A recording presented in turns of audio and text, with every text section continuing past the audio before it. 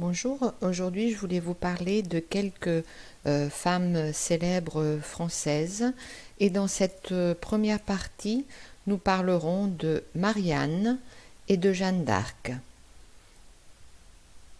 Alors Marianne, c'est l'un des symboles de la France.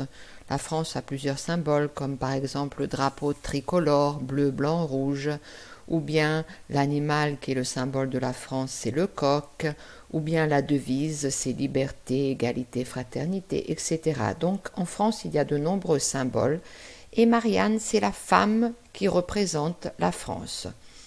Ce symbole est apparu pendant la période de la Révolution française, c'est-à-dire autour des années 1789, puisque la Révolution française a eu lieu en 1789.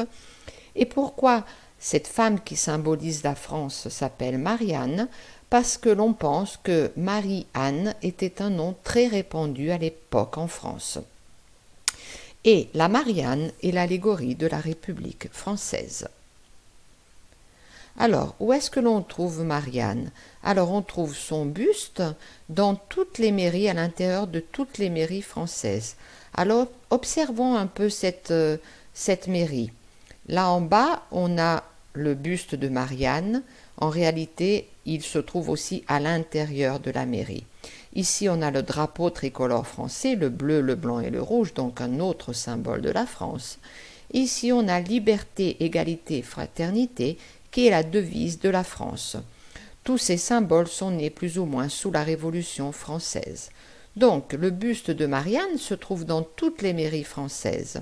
Mais on trouve aussi le visage de Marianne sur les timbres-poste et aussi dans tous les documents officiels.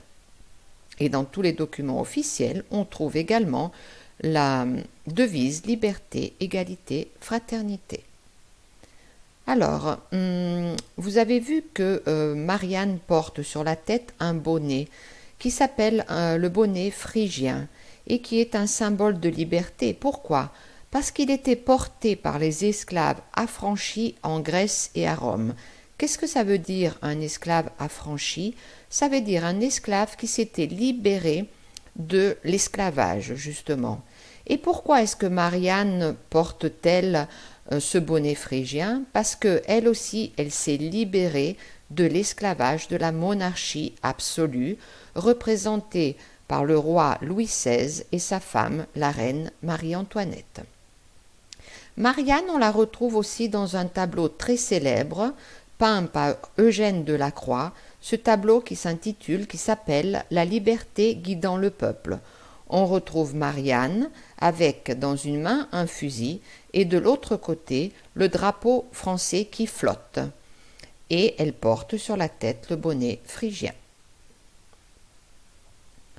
Alors, de nombreuses femmes ont prêté leur visage à Marianne et des sculpteurs ont été appelés justement pour créer le buste de la Marianne.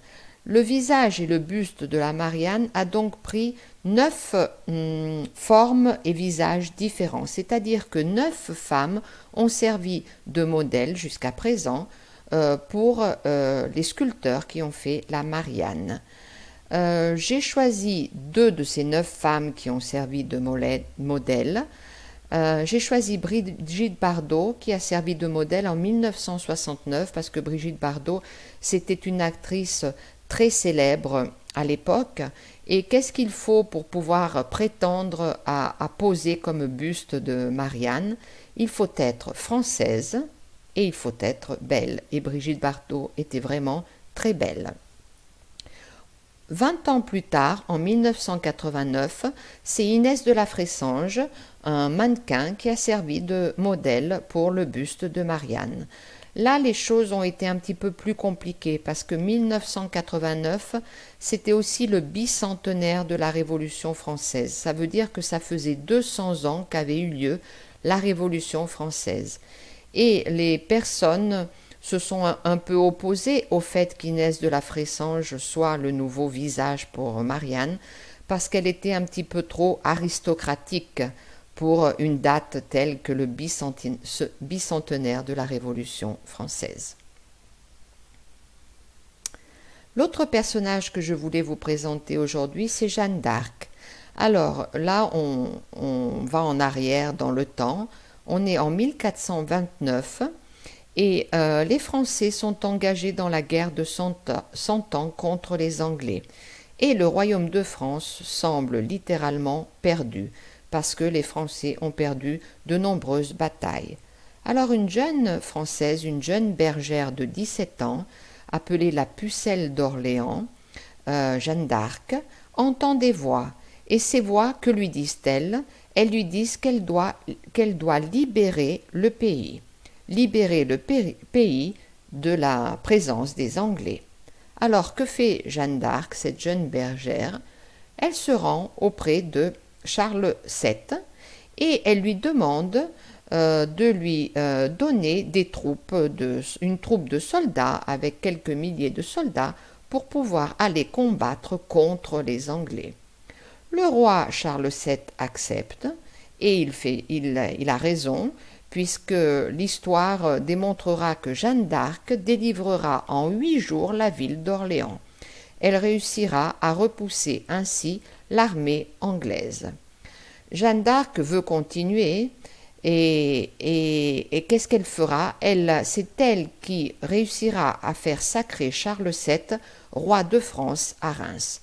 Donc on la voit ici qui participe au sacre de Charles VII en juillet 1429. Ensuite, elle voudrait continuer son opération de reconquête des territoires, mais elle est faite prisonnière en 1430 par des Français qui étaient opposés au roi Charles VII. Ces Français, que font-ils? Ils livrent Jeanne d'Arc aux Anglais. Ils lui font un procès très sommaire. Elle est jugée et condamnée parce que sorcière.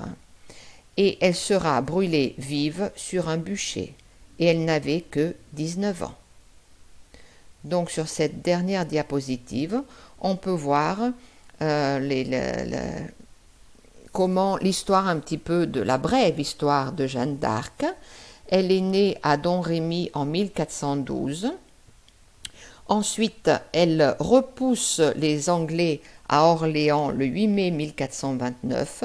Le 17 juillet, elle fait sacrer Charles VII, roi de France. Mais le 30 mai 1431, tombée entre les mains des Anglais, elle sera brûlée vive.